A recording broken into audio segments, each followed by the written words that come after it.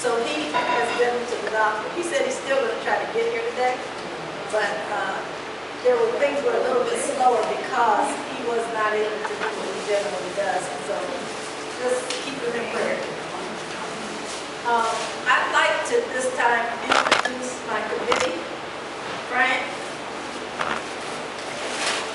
this way. And who else is here from the social action? Social action. Raise your hand. Jerry. And oh, yes, Reverend. She told you her name was Betty. Well, she's Reverend Betty Witherspoon. Weather. Hannah. I have to say it right.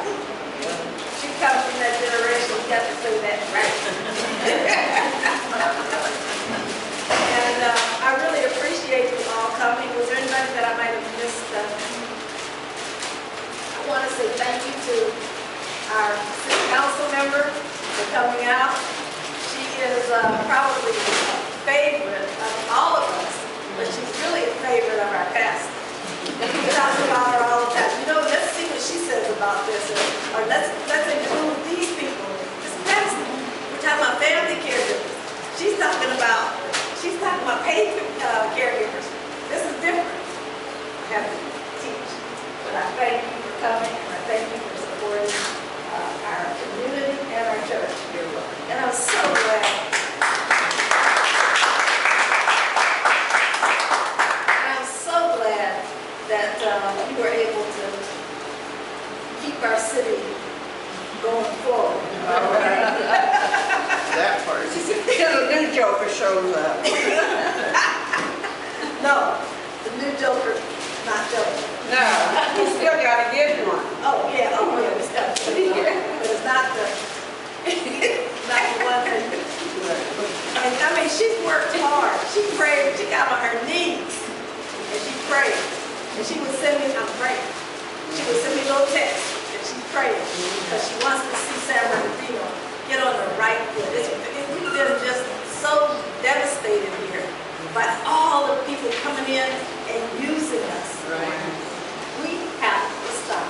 Right. We have to move forward, and we need resources to be able to do it. People moved out of our community. We have what, 7 or 8 police officers that live in our community. We have very few city people who work for the city that live in our community. Those are some things that we do need to see that we change. And so she's one of the ones that's trying to help to turn it around. But I can't do it without all of you, Ms. Brown, and all of you. There's so many of you in the room who play an intricate role in that. And so I would be, besides myself, not to be able to say thank you all for fighting for a community and continuing to do what you all do. It's your voices that are the loudest inside the room, not mine. It is your voices inside the room. So I thank you for that. We try to get inside the room, but you're in the room. We just on the outside looking in. So we thank you. And I just want Sarita, who is our guest today, I want her to at least hear a little bit about who we are and what we need. I mean, they would not allow any development. They had planning directors that would not allow development on the west side. This is the poorest community in San Bernardino. They would not allow them to build anything over there. So now, guess what? We build it. We build it. But you know what they're building? They're building the blacktopping. They're buying the houses, blacktopping where the houses were, and they're making the truck lots. So right now, right around the corner here, we're trying very hard to get rid of some of these lots. We have some people that we feel have been maybe paid off or whatever. They're going down saying, we need trucks. I'm not against trucks. But you don't knock down a house that somebody needs to live in and do a truck. Do a parking lot. So that's mine. That's all. Is it, Cheryl, is it because of eminent domain? Is that why they're doing it? No. They're just, people are coming in here with money in their hands. We're the only community that has open land.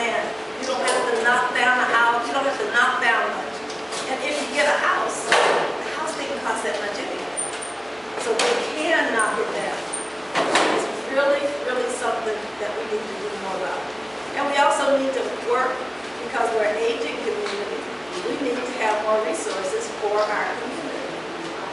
We have problems. Brenda up here is behavioral health along with my daughter, and they are advocates for behavioral health. We need more behavioral health situations here in our community. With that, I just wanted to, we have a lady that's at the end of the table that I have not introduced yet. And what happened was, What had happened was, she called me up yesterday. I had invited her a few weeks ago to come. And I know she thought that was the craziest idea, to come to San Bernardino for what? Yesterday she called me, she said, I'm coming to San Bernardino. I think I sent her a flyer or something. She just had an epiphany and said, I have to get to San Bernardino. And Dr. Laura Tate is here, and she has some things that she wants to talk to us about as Sarita finishes. The next person is our guest today, Sarita Mohanty. I wrote it down someplace. Sarita is the CEO, the top. I learned to top dog. Top. She's the top of the SCAN Foundation. You guys know who the SCAN Foundation is? Okay. She'll tell you more. But she is the buck stops here. And she has programs and things that she's doing in the community. She's working with the Caregiver Resource Center. Many of us work with the Caregiver Resource Center. Let me see hands of Caregiver Resource Center. Yep, you go. Yep. So we all have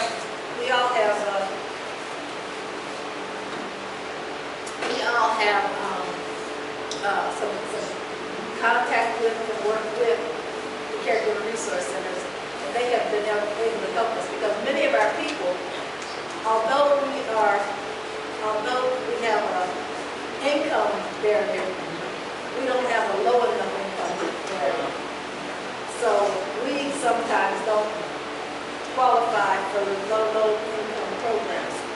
That's why the Caregiver Resource Center is so important, because their services don't have a means test. You don't have to, you can be anybody and still go to the resource center, to the Caregiver Resource Center and get help. So, with that, I'd like to take this time, and I'd like to, let me do this before I do that. My daughters, I say thank you. Where are the people? They're awesome. I have 3 wonderful daughters right here. Yes, ma'am.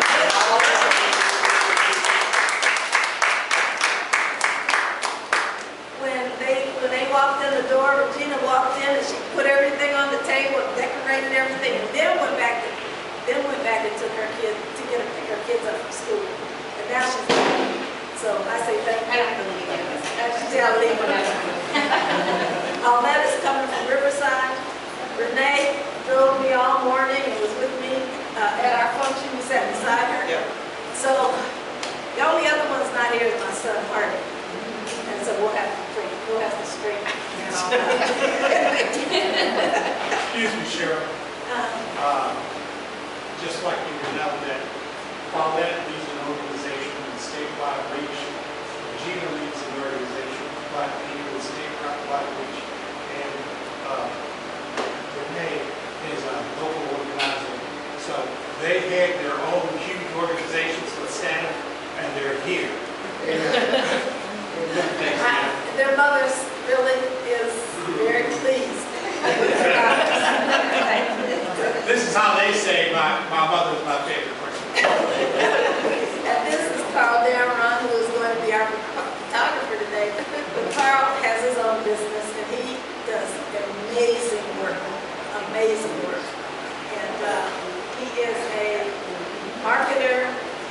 He's a Public relations professional. oh, that's what it is. Okay. Thank you. Thank you, Carl. Like everybody else, I do what I'm told and show around. That is so true.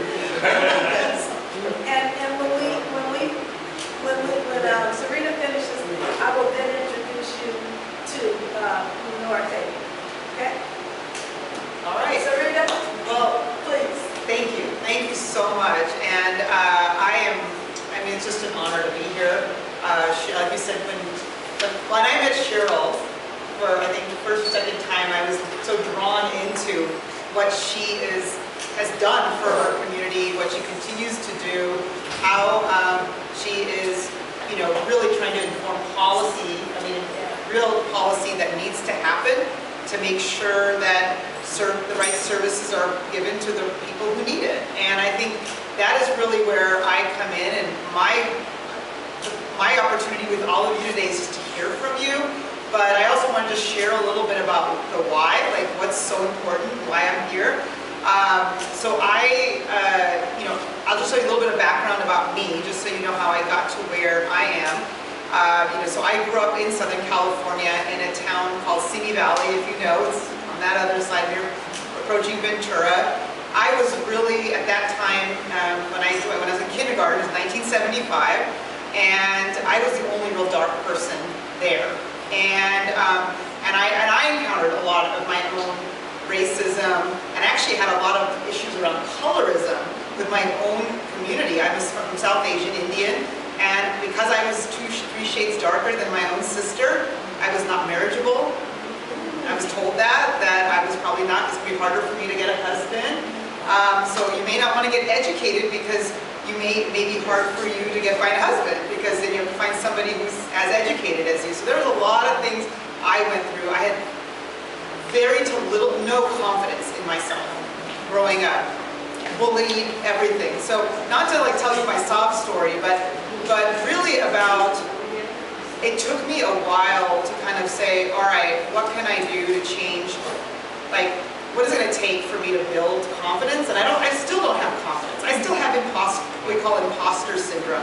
As a CEO of a foundation, sometimes I ask myself almost every day, why did they choose me? Why am I in this role? And it goes back to my upbringing and things. And the only reason, like, I think I actually came out of my shell, so to speak, was because of my parents, who actually didn't subscribe to that view of you're darker, whatever, you're not going to get anywhere.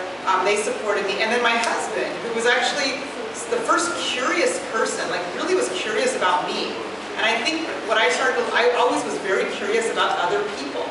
Like, where did they come from? Why are they, you know, interested in what they do? Like, what's different about them? But I noticed a lot of people weren't curious about me. So I felt like, so I started to learn about what other people were doing. And my husband, at the time, my boyfriend, was like, well, you have a lot of things that you have to offer too, so let me learn about you. So anyway, I think I started to feel like, okay, this is the way we need to work together. Is out of curiosity, out of being vulnerable, being able to speak, tell our stories, being able to say it's okay to share things that have been great about your life and things that are hard about your life. And so that's how I kind of came through. I actually ended up becoming a physician. So I'm an internal medicine doctor. I still practice. And one of the things that would really helped me is, and I guess, you know, probably from my background, but also I started my career at the county hospital, LA County USC Medical Center. And, you know, I thought I was going to be a lifelong practicing full-time physician, which I love. I love seeing patients. But I was so overwhelmed and upset about how broken the system was. You know, fragmentation, like people just not knowing what the right hand didn't know the left hand, didn't know what was going on. I couldn't get interpreters, so I was using my own Spanish, which maybe was a 5th grade level, but I did the best I could because that was the best option. I know medical Spanish really well, but you know, things like that. It just made me realize that I want to practice, but I want to also see if I can help change the system. And so fast forward, I mean, I worked at Kaiser Permanente, worked on health plan side, but it was all working with what I call the safety net, which is that lower income population. Predominantly was uninsured when I was at the county, now more, mostly still uninsured, but also Medi-Cal, and then also Medicare. And I'm with the SCAN Foundation now, which is focused on aging. It's focused on improving the lives of older adults. And what we say is we want older adults to be able to, actually not even older adults, everybody our vision is everybody can age well with purpose. Age well with purpose. And we are really trying to ensure, and I saw so much what I call inequities, unequal distribution of care across people, income levels. I was like, all right, like we gotta raise the bar here. Everybody should have the same access to care. It doesn't make any sense to me. So that was one of the things the foundation, we've actually really has been striving to say, okay, so how do we do that? How do we help do that? We're only one piece of the puzzle. We're not like, we're a foundation. We give grants. So we're a philanthropic organization, but we also want to inform. We want to tell stories. We want to change what we call the narrative on aging. We want people to not think of aging, we heard this today, not as an illness.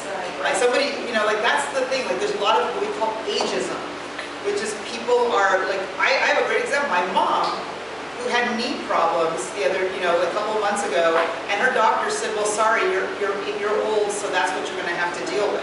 And I was like, hello, I'm a physician. There are things that she's 77, there's things we can do to fix, and it's actually the only medical problem she has. And this doctor wrote her off. So we had a whole conversation, believe me, and by the end of it, she's swimming, she's back on, walking. I mean, there's things like, but that people are dealing with this every single day, and I'm like, this is not acceptable. So we are here to help, kind of change the narrative, like really think about how do we, and again, it's not we. When I say we, it's like I don't know the solutions to the problems. The communities know the solution to the problems. So how do we activate, help support communities to be able to do the work? And we're really focusing on advancing health equity and aging, focused on low-income older adults, communities of color, and also rural geographies. People there's so many challenges in rural settings, as we know. So those are our priorities, and we want really to find ways so people can age well in home and community. That is really in an equitable way. So, and we're doing a lot of work with others, with partnerships. One of the things we are working on is, as I mentioned, this whole initiative on advancing health equity and aging. And one of the things we're doing, we are actually going to be funding with the California Healthcare Foundation, which is another grant-making organization, 3 communities in California to start with, to say, okay, community, what is an issue, a problem that you see is not equal in your community? So whether it's access to health care, whether it's financial problems, financial security, whether it's I want to get more care in my home, whatever those things are, identify at least one issue, and then say, how would you solve it using your, working with your community? And then there will be grant dollars given to that community agency to help activate that work. And we're calling it shared power. Like what I've seen, I used to work at organizations where, like, I'll just say it, like Kaiser Permanente that I love, but they would come into our community and say, we know your problems, we're gonna help you fix them. And I'm like, do we really know what their problem? I mean, like, yeah, we have data, okay, we can look at data and say, there's this, gap and that gap, but have we asked people what matters most to them? So that's really where, we're trying to change the narrative and what we call flipping the table, so to speak, and and build more community and again in these priority areas. So that is a little bit about me and the work, and that's what the foundation is doing. But I want to, obviously, Cheryl, I'd love to hear from folks about, like, as you think about aging in your own community, we heard some of the transportation. There's many things that are challenges. Things that I just want to continuously learn. Like I said, I've always been curious. Things that we think we should be continuing to elevate. Caregiving, I think, is a critical one. How do people age in home and community? They need caregivers.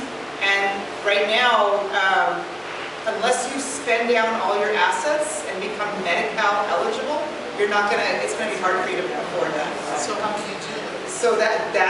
So one of the things, and this is like a big issue right now, like huge. We are calling this group, and this is like there's this we call the missing middle. So it's the lower and middle income Medicare only individuals that don't have Medi-Cal, but are at this place where they might even own a house, maybe, but if they don't want to sell it, because then what are they going to do, right? Or they want to pass it down to their family. So they don't have that many, that much money.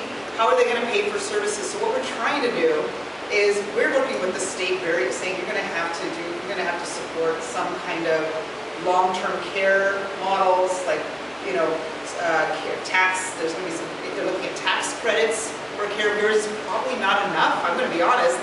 But we got to start somewhere, because right now a lot of people think that Medicare covers long-term care. Yeah, it's amazing to me. And I'm not surprised, because Medicare can become very confusing. But people think that when I turn 65, I'm good, because I will have some long. You get 100 days in nursing home care. That's it. That's what Medicare covers. So that is something we're trying. And so education and saying, okay, what else do you need? Are there resource centers? Are there things that we can do to tap in? But it's a bigger issue right now at the state and the federal level. We think there needs to be long-term services support for everyone. Not just, Medicaid is important, but it can't just be Medicaid. So we're talking to our Medicare folks, CMS folks at the federal level, to try to say, what can we do? The state is looking at, what kind of long-term care affordable options can they provide? So they're doing some analysis right now to figure that out.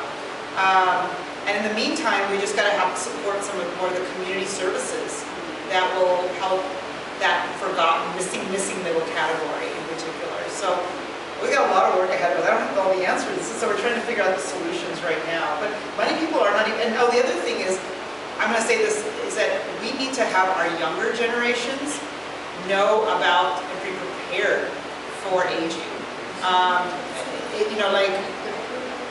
What are we thinking? It's hard, right? But when we think about, are we saving for our long-term care needs? Because we're going to age. We're going to live. Right now, the statistics show we're going to live longer. If you look at, there's a statistic that if you look at every kindergartner, every 5-year-old in the United States, half of them will live past 100. So we need the infrastructure and all of these. There was a Stanford Center for Longevity Statistic. They did some projections, and they're saying, so are we prepared or not?